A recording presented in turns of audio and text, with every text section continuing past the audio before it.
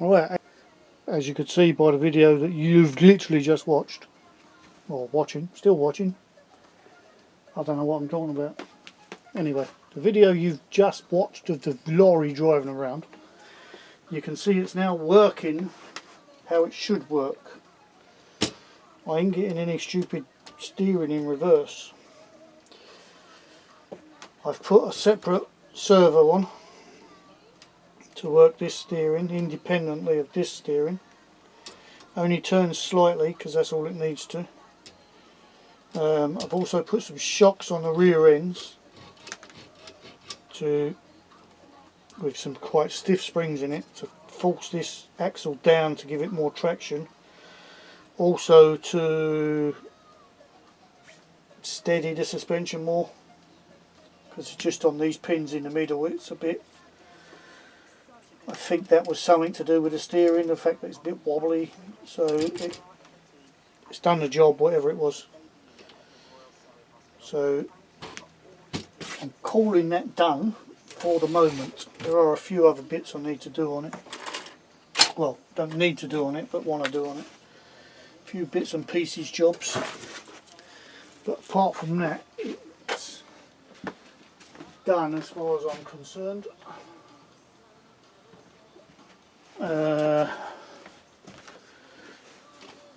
Just adapted a fuel tank out of one of the kits to stick on the side. I'm toying with the idea of leaving that side open. You still see new trucks with that side open, let alone old trucks. Don't know, I'll see how it grows on me. I might just fill it in. Not sure yet. But apart from that, I'm happy with it. If I'm ever happy with anything. I have bought one of these.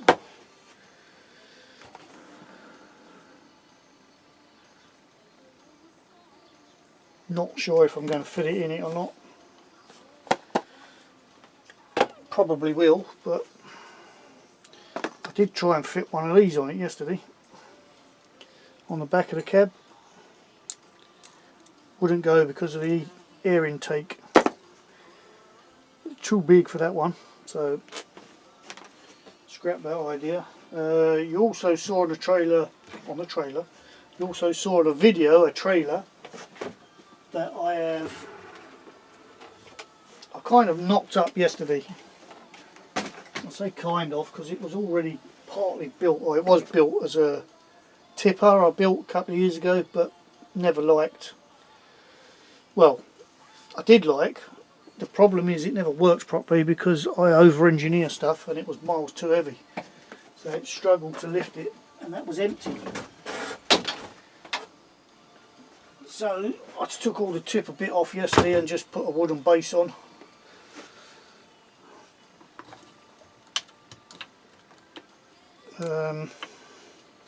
Yeah, just a short, very short, 3-axle flatbed. Seems to work well. I've got to finish off the sides because it's just wood at the moment, so I've got some alley angle coming. I'm going to wrap the sides in to give it that metal look.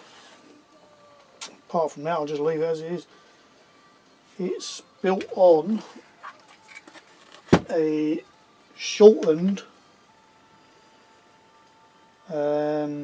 HH reefer trailer, and shorter by quite a bit. As you can see, it's very, very short. To give you a comparison, right, there's a flatbed built on the same chassis down here, which is about somewhere between 85 and 90 centimetres, a rough measurement. Tamiya one is probably about the same. What we got, 80, 87, 88 centimetres.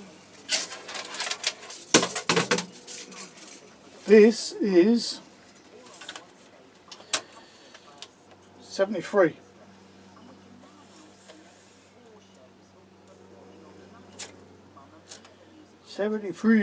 So what's that, 15 centimetres shorter, 15 centimetres, about that much. But that's also got a bit of extended on the back. So the actual chassis on this comes in now at what, 67 centimetres. So it's been chopped down quite a bit.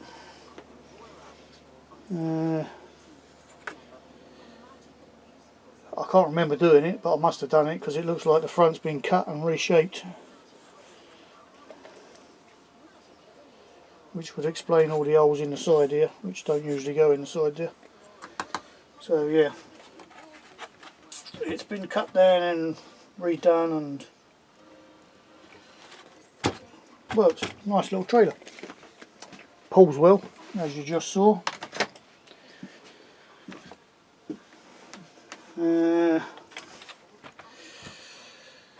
Need to stick these on the side, which I shall probably do now. I'll speed this bit up because I'm pretty sure you won't want to see that.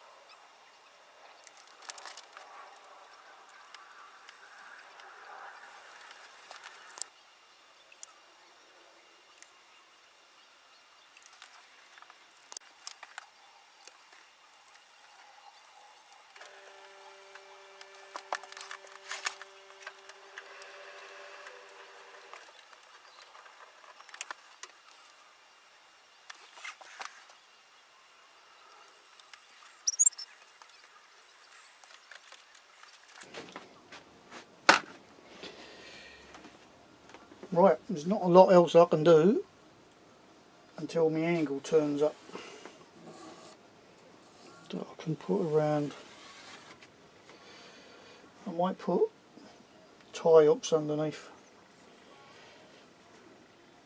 If I do, I'll video it. It's easy to do. I've done it on a few. It's quite easy. Well, there's an easy way and an hard way. The hard way I done on my the coal lorry.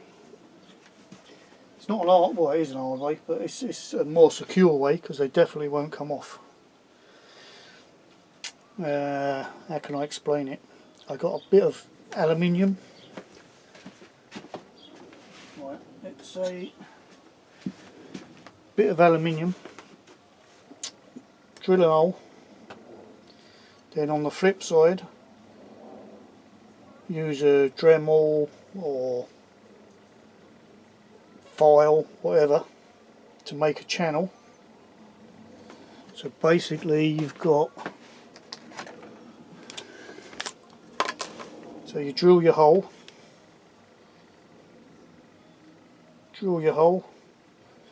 which then comes out this side obviously. Then you want to file out a channel. So you got your hole here. Don't know how well this is picking it up. So you got your hole here, file out a channel. Then get a bit of thin but strong metal. I can't remember what I used. I think I used welding rods, brazing rods, not brazing rods. You could use a coat hanger, but it's a bit thick. But anyway, so you want to cut your metal or cut your rod. So whatever that measurement is, allow enough to come through and then bend over a bit, so make your hook. So it's easier to get some thin nose pliers or something, bend it over, make your hook first, push it through, settle it down into that groove, put a little, just a couple of drips of whatever, super glue or something, just to hold it. Do that along so many times, then screw that to the underside. So you've got your hooks coming out here, they can't physically pull off because you've got all that lot sandwiched in there. So it gives you nice, really good, strong hooks that can't come off. The other way, which I've also done, which is the easiest way,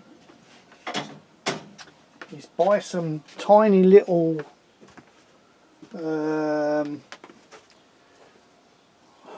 like hooks or eyelets. You know, the type you put up curtains with, net curtains or that sort of stuff. But as small as you can get it. The hooks are better if you can get hooks. If not, get the eyelets and just snip the thing off to make an hook. Tiny little hole, screw them in. Job done.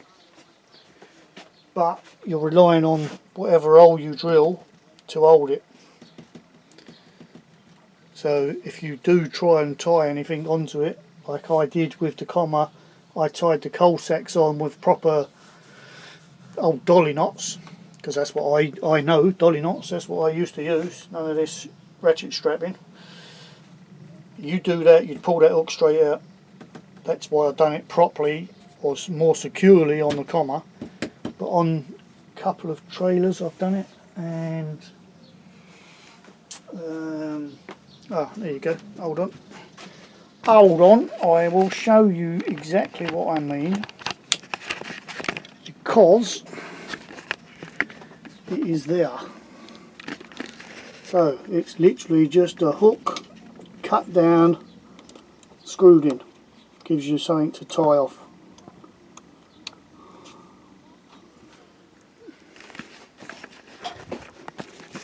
Easy peasy.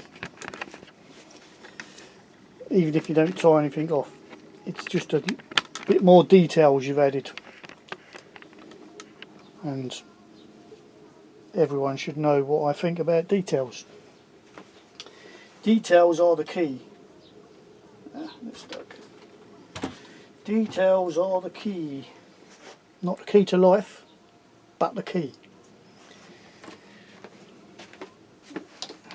That's pretty much it for this video, methinks. Yeah, this is, I'm calling this done-ish. Like I say, I might put lights in it and then I might not. It's not getting any sand or anything, so I might just leave it as it is. I like the fact that it looks a bit old, because it is a bit old. It's not exactly a new cab, is it? So I might do some of my rust technique and add a bit of rust in a few places.